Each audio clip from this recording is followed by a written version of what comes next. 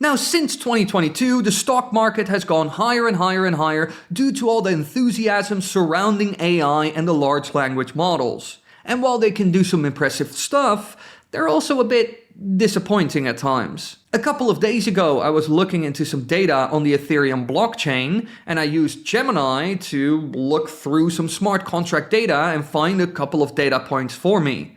But it failed horribly at this and gave me the wrong data again and again and again, so I just did it myself. So in many ways, AI models are very disappointing. Sure, they can generate slop or make a nice resume, but aside from that, they're not that great at their job. However, now, a new thing is being added to this AI revolution: robotics.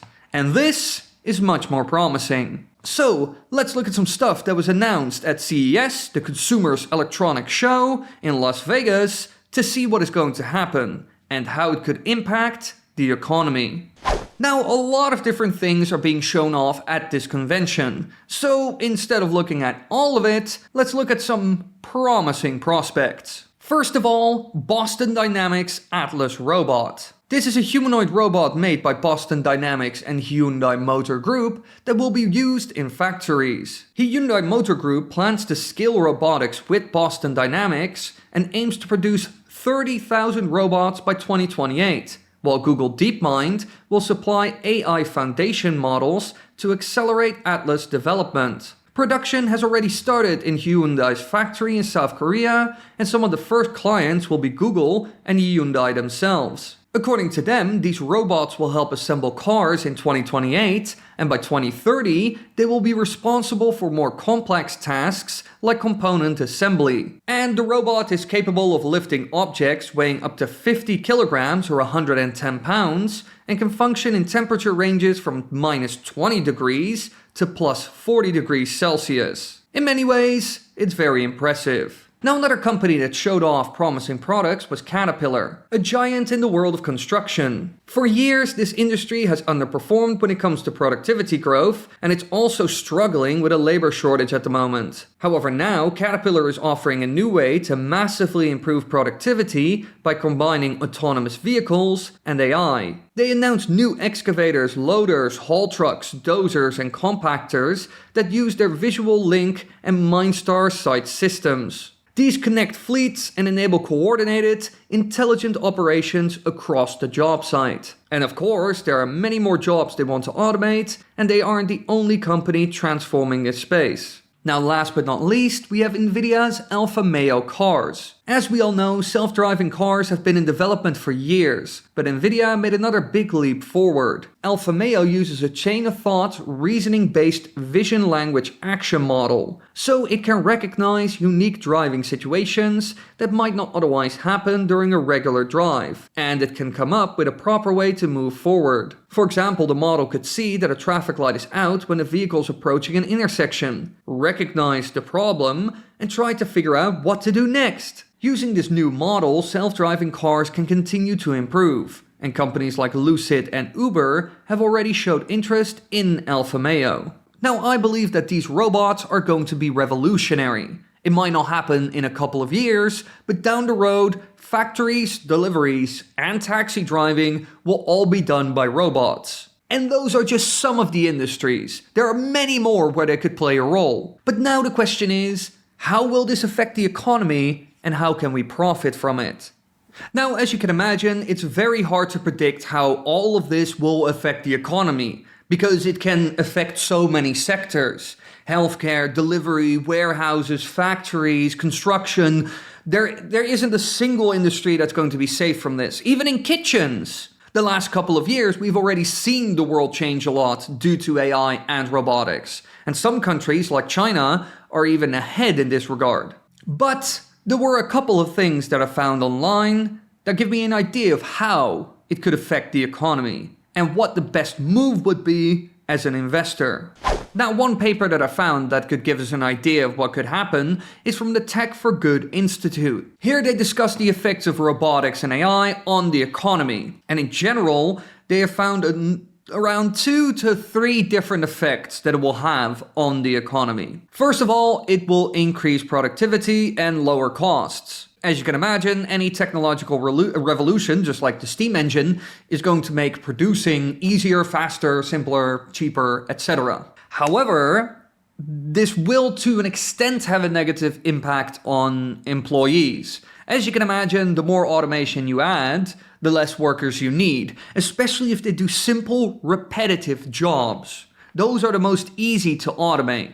Still, there will be workers who will train the robots, look out for the robots, kind of like managers do. But a lot of the entry-level stuff, for example, sorting packages in Amazon, that could easily be automated by these robots because they have good enough image recognition and their dexterity is also good enough to actually do it nowadays. However, it also brings a couple of advantages because it does improve the amount of earnings per worker. So it basically makes the labor of the employee more valuable due to the added tools and robotics, just like how steam engines did back in the day. And this has led to some kind of weird outcomes. For example, workers in firms that have adopted industrial robots and automatic machines in Indonesia, so a developing country, have been found to be 49% more productive compared to those in non-automating firms. So this will be really revolutionary, as you can imagine, for the least developed countries and nations and companies.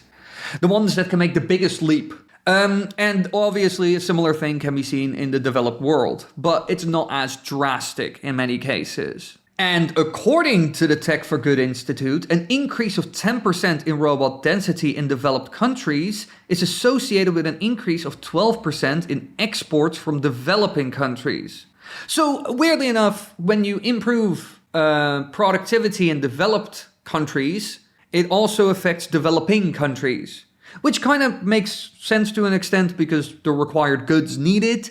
So while it is bad in many ways for workers because they could be replaced or would have to be retrained and get into a new position, which is also something you see happen a lot. But an interesting thing to see is that due to the improved productivity and the productivity growth, it will also create a lot of economic buzz, which then creates new jobs. Similar to be honest, the steam engine when we had the Industrial Revolution, a lot of old jobs disappeared, but due to the new productivity and new capital that was available, like because goods became cheaper, people could spend more, etc., new jobs came into existence. So while many are kind of scared of robotics and AI taking jobs and changing the workplace and the labor market in general, it can also bring a lot of good stuff because at the end of the day, it makes a lot of products that you use and buy due to the increased productivity a lot cheaper.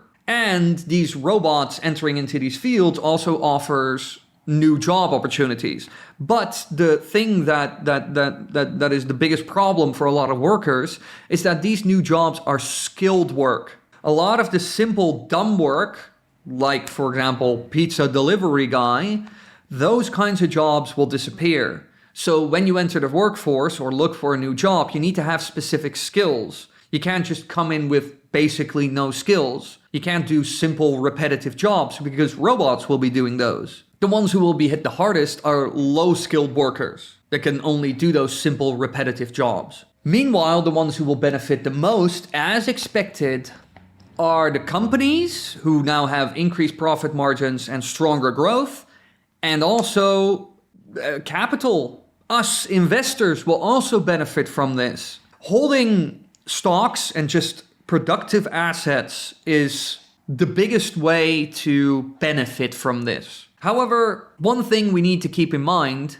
is that we shouldn't focus on the companies with a lot of competition. While investing in, for example, Hyundai, who's making these specific robots together with Boston Dynamics, could be an interesting investment, you gotta remember there are many companies who are going to make robots, and they're all going to be competing with each other, and we'll probably see prices go down relatively fast. So, the better option for us investors is to look at the companies that have a form of monopoly or big, crucial market share. When it comes to these companies, I'm talking about Nvidia, which is which has made all the chips that are running the robot you're looking at right now. They are needed for the specific chip infrastructure and also the software, very important part. And when it comes to like hardware companies that you could invest in that are so far ahead of the game and have such a big monopoly that nobody is feasibly going to catch up with them unless something horrendous happens, it's like TSMC or ASML. ASML makes the machines that are required to make the chips that run any of these robots. So it doesn't matter if Hyundai orders them or Tesla. I don't care if Hyundai wins or Tesla. I don't care whether robot A or robot B becomes the most popular because I hold ASML. So whether robot A or B wins doesn't matter. Both need to pay money to ASML to even get where they are right now. They don't have any competition. ASML is the only one who makes the specific machines which are required for chip production. Same goes for like a TSMC, which makes 75, 80%, 70 to 80% of all the chips in the world. And nobody's challenging them. Or a company like Samsung, who has a massive market share in memory chips, which are also required for the AI data centers and also all the tech that we use, including these robots. So at the end of the day, it's good to focus on companies that have a strong market monopoly, like a true moat, an economic moat, either hardware or software that is so far ahead and so many people know how to use it, know how to build, know how to operate it, that they're never going to leave it. It's a bit similar to, for example, a company like Adobe with Photoshop and Premiere and everything. Sure, there are alternatives, but the entire industry is built on top of Adobe. Every professional knows how to use Photoshop, but they don't really know how to use GIMP, which is, for example, a Photoshop alternative. The only reason why they might know how to use GIMP a bit is because GIMP looks a lot like Photoshop, and it's very hard to transition away from that. That's also why, for example, Windows is so popular. Because yes, I could create this product on a completely new operating system, but nobody is using that operating system. I don't know how to code in that operating system or truly use that operating system to its max capacity, and there's nobody actually using that operating system because they run into the same issues and would just rather have Windows, which they're used to and are familiar with and know how to work with. You want companies that either have, in terms of their hardware, a very strong position, or because their software is just like the world can't do without it. So that's what we're going to look for. Sadly enough, a lot of these companies are incredibly expensive. If we look at the charts of Nvidia, ASML, TSM, you can clearly see that they're all in a massive bull market. And yes, while they could go higher, their valuations are already very stretched. I was able to buy ASML at a relatively cheap price around here, but at the moment this peak up is never one you want to buy. As you can see, a lot of stocks do what's known as kind of a wave pattern. So they wave up, down, up, down, up, down, up, down, up, down. You want to buy in these down waves. Never when you're seeing this kind of parabolic move up, even if it's a great company, unless it's incredibly undervalued. Like you're basically paying 50 cents on the dollar. You never chase the wave up. Never chase the girl, but let the girl run into your arms. Let her come to you. Don't chase the girl, let the girl come to you. Very important, this lesson. It will make your entry positions a lot better. So again, while these three companies are all great to own, although you need to keep in mind with TSM, they're very close to China. If China invades Taiwan or deals significant damage to Taiwan's chip-making capabilities or just the island in general, these shares could come down massively, or the company could just kind of have almost instantly. So TSM has some geopolitical risk, but ASML and Nvidia do not really. So mostly to benefit from this robot boom, you need to buy these good companies that have these strong positions in the market, these strong moats on a discount. And also diversify a bit. You obviously can't put half of your portfolio in just Nvidia. But that's basically what I am doing. I am waiting for a lot of these big tech companies to come down so I can buy them at a bit of a discount. I would also have to look at intrinsic value, obviously. If the company, if Nvidia goes from 184 to like 160, but the company's intrinsic value is only $100, we're obviously not going to buy it.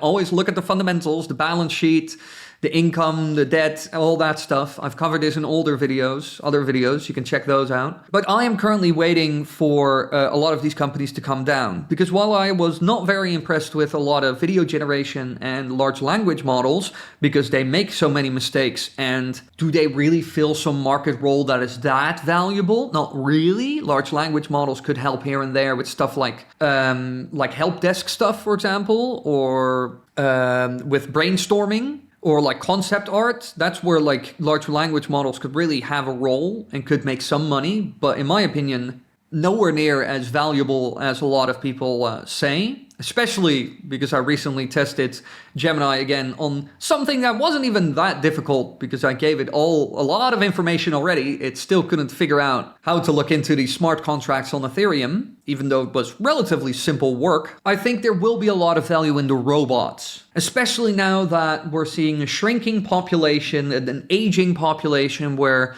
there could be a scarcity or like a lack of labor in order to push growth and expand the economy and have GDP growth and business growth. These robots could be the perfect escape, especially if you get economies of scale involved and these robots 5 to 10 years down the road go down in terms of like purchasing price by 95%. Just like how a lot of consumer products that we know have become way cheaper while becoming 1,000,000 times better. So this is the first time where I'm like, yes, AI and robots, this could create like the tremendous insane value that has been promised. Still, I think in many ways the market is overvalued, so tread carefully. But I would say if you could see like a 10, 20, 30% drop on some of these tech stocks, that it will probably be worth it to snatch some up for the long haul. Yeah, let me know in the comments down below what you think of all these robot shenanigans, and may the markets be with you.